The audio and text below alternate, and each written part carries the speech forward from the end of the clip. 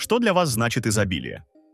Поскольку для каждого это означает что-то свое, я хочу предложить каждому из вас задание. Потратьте некоторое время, когда у вас есть минутка, чтобы придумать собственное рабочее определение этого понятия. Почему? Потому что если у вас нет четкого определения изобилия или всего, чего вы хотите или желаете, вы не сможете этого достичь.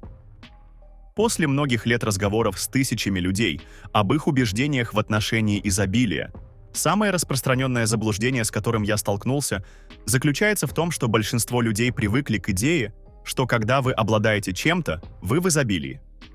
По этому определению, если у вас этого нет, значит вам не хватает. На самом деле это обратное мышление. Как мы уже знаем, наша реальность основана на наших убеждениях и представлениях, которые исходят из нашего прошлого опыта. Если вы видите мир враждебным, конкурентным, ограничивающим или нуждающимся, вероятно, это результат прошлого опыта. Следовательно, именно так мир будет происходить с вами. Однако, если вы исключите из уравнения человеческие убеждения и представления, вы увидите, что мир на самом деле очень изобильное, дружелюбное, плодотворное и обеспечивающее место. Воспринимая мир через эту призму, это означает, что в вас уже есть изобилие как состояние бытия. Если мы серьезно настроены войти в реку перемен и искренне хотим создать новое будущее, тогда нам необходимо осознать наши ограничивающие мысли, потому что к тому времени, когда мы находимся в середине жизни, 95% наших мыслей бессознательны. Хороший способ начать решать эту проблему – записать каждую мысль, которая отделяет вас от вашего будущего. Вам необходимо знать эти мысли вдоль и поперек, чтобы, когда они появятся, вы не позволили им ускользнуть мимо вашего сознания. Осознав эти бессознательные мысли, когда они появятся, вы сможете распознавать их, контролировать их и не позволять им проходить бесконтрольно. Чем больше вы будете развивать ежедневную осознанность, тем больше вы сможете удержать себя от скатывания обратно к этим самоограничивающим, основанным на стрессе эмоциям нехватки, никчемности, разочарования, обиды, страха и беспокойства. Поддерживая свою энергию и не опуская ее до более приземленных чувств, связанных с прошлым опытом, вы тем больше перемещаете свою энергию из знакомого, предсказуемого прошлого в новое, непредсказуемое будущее, полное возможностей и сюрпризов. Чтобы осознать бессознательные программы, связанные со старой личностью, нужна практика, но умение обращать внимание – это навык, который может улучшить каждый. Все дело в том, чтобы научиться быть в настоящем, потому что когда вы находитесь в настоящем моменте, знакомое прошлое и предсказуемое будущее больше не существуют. Когда вы по-настоящему живете настоящим моментом, вы понимаете, что вы не создаете изобилие, вы его генерируете. Но поскольку большинство людей не осознают своих мыслей, поведения и эмоций, большую часть времени они порождают недостаток, разлуку, чувство жертвы, страх, одиночество, осуждение и так далее. Нам повезло жить в век информации, потому что технологии дают нам легкий доступ практически ко всему, о чем мы хотим узнать. Я всегда советую студентам изучать богатых людей, будь то современные или исторические личности. Изучая богатых людей, мы обнаруживаем, что они не всегда были богатыми. Они извлекли уроки из своего опыта и поэтому должны были следовать правильному курсу на протяжении всей своей жизни. Их ошибки, оплошности и неудачи, другими словами, их жизнь, была их инициацией. Им пришлось научиться определенным вещам, прежде чем они смогли войти в состояние изобилия. Когда они стали обильными, они начали развивать достаток. Богатство означает, что вы оказали достаточно влияния на себя и на свою жизнь и достойны получать обратную связь от своих усилий. Если у вас достаточно влияния на себя и свою жизнь, то достаток всегда приходит, и он приходит в виде обратной связи. На самом деле изобилие означает течь к вам. Большинство людей естественным образом творят на основе дуальности или полярности. Полярность и двойственность означают «у меня нет того, чего я хочу», и поскольку у меня нет того, чего я хочу получить то, чего у меня нет. Это состояние, из которого большинство людей пытается получить желаемое, состояние нехватки. В этом процессе нет ничего плохого. Это то, как мы развиваемся, кто мы есть. Однако нам всегда потребуется время, чтобы достичь наших целей и реализовать свои мечты с помощью этого способа творения. Причина в том, что когда мы творим из нехватки, мы используем наши чувства для определения реальности. Мы — материя, создающая материю, ограниченную законами времени и пространства, поэтому требуется время, чтобы получить желаемое. Таким образом, мы порабощены законами этой трехмерной реальности. Но если вы творите из состояния изобилия, целостности или достоинства, вы больше ничего не ищете. Вы творите из того места, где оно у вас уже есть. Это тот момент, когда вы уходите с пути и начинаете притягивать к себе опыт, возможности и новые события.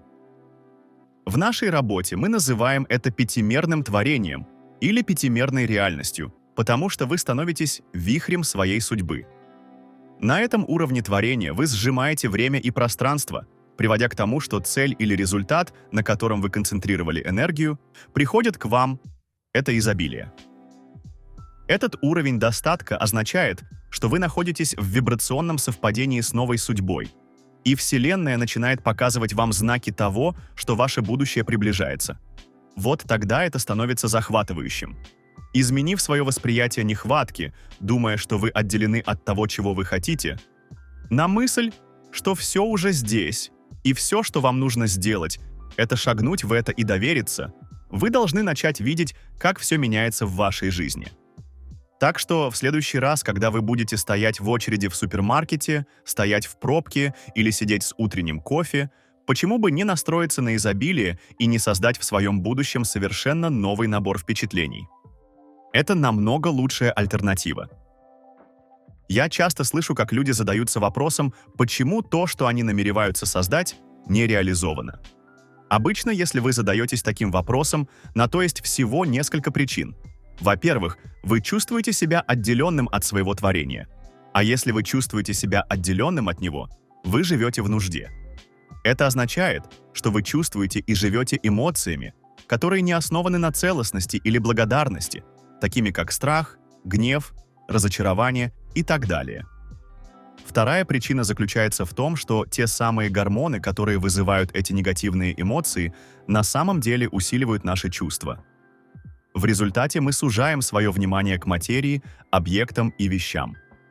Поскольку мы направляем наше внимание туда, куда мы направляем нашу энергию, вся наша энергия теперь вкладывается в нашу трехмерную реальность, что только еще больше укрепляет идею о том, что если мы не можем видеть свое творение, если мы не можем увидеть свое богатство, здоровье, успех и так далее, этого не существует. Если вы верите в это, то вы отделены от этого, и теперь этого никогда не произойдет, потому что вы перестали творить. Вместо этого вы создаете противоположность тому, что намеревались. У вас может быть намерение в голове, но ваше тело на самом деле занято другой повесткой дня, потому что оно живет прошлым. Это потому, что мысли — это валюта мозга, а чувства — валюта тела. А то, как вы думаете и что чувствуете — это ваше состояние бытия.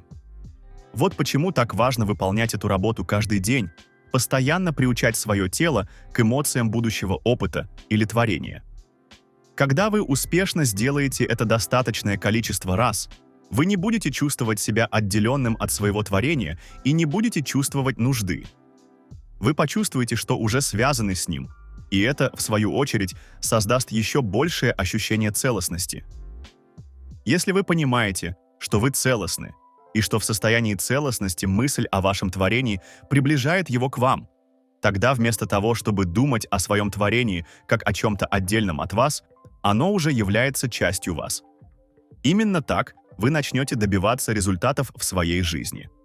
Но если мысль о том, чего вы хотите, создает чувство разлуки или нехватки, то вы никогда этого не создадите, потому что вы всегда будете держать это отдельно от себя.